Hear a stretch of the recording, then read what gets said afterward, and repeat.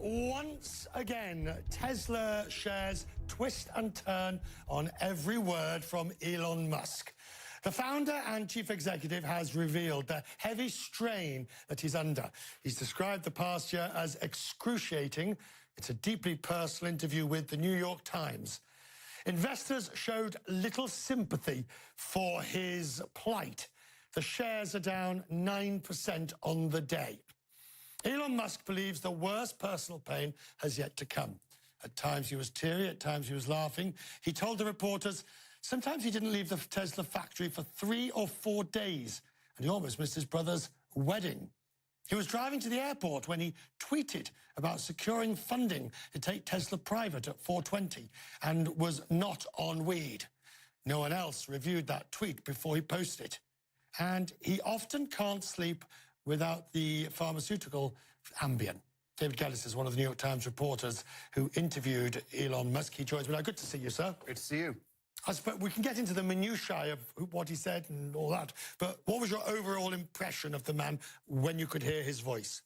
This is a man who, despite having accomplished so much this year, is clearly on the edge. The extraordinary personal toll his work ethic has taken, working 120 hours a week sometimes, sleeping as the factory, as you say, is caught up with him.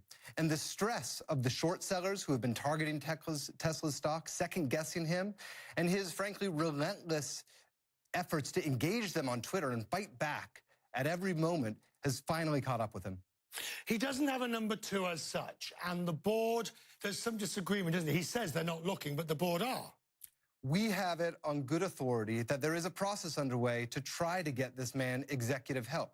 He is doing everything, and not just one company, not just a Tesla, but he's also the CEO of SpaceX. You have to remember. When we say he's doing everything, I mean, there must be a chief operating. There must be somebody who's head of the factory. There must be a team of people who are running this thing because of the thousands of employees and the hundreds of thousands of cars they're making. One of the distinguishing characteristics of this man's career, however, yes, there are plenty of executives, but one of the things that has differentiated this man's career from so many others is the degree to which he's hands-on. If you look at his history, he is involved in the nuts and bolts. He's involved in the production design. He designed the assembly line that these cars are rolling off.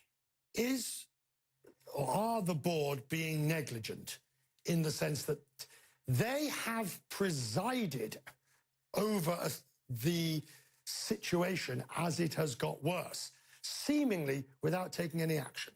Here's what we know about the board right now. They were caught off guard by the tweet last Tuesday, August 7th. They want him to take a break from Twitter and step back from it. He has refused to do so thus far. We also know that they have engaged a law firm to give them separate counsel from him and the company.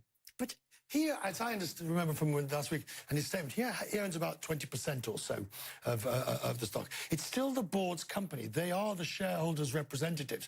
Why aren't the board being more proactive? Not to get rid of him, but to provide him the support and understanding that he clearly needs. Many corporate governance experts are asking these very questions today, and you have to remember, this story is still developing. I think we're going to know more about what this company is going to do next week.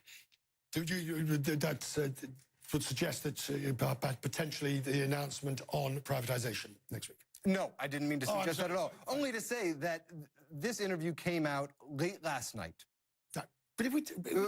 The board is clearly reviewing this story. They're clearly still in deliberations with their outside counsel, and I don't think we are at the end of the story.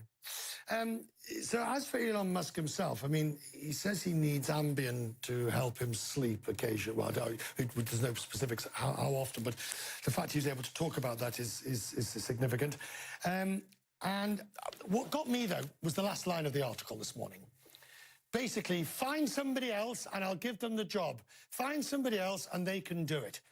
It's not quite a God complex, but it's getting very close to saying, I'm the only person who can do this. I think that's precisely what he's saying. And again, this has been... But that's dangerous territory in a public company. When anybody believes that I mean, he is bigger than the company at one level, but it's still another company. Yeah, I think many corporate governance experts would agree with you. So what happens next? I mean, do you think, you say he's a man on the edge. Do you think we are, and I'm not asking you to be a psychologist, but are we heading to a scenario where, you know, he has to take time off for his mental health, do you think? He told us last night that he has not taken a vacation of more than a week since 2001. This is a man who has worked relentlessly, and you can hear it in his voice. He needs a break. I think he would admit as much, but to your point, he doesn't believe that he can afford to take one. So I think the big question is... That's exactly the problem. That is the problem in a nutshell. He doesn't believe he can take his foot off the gas.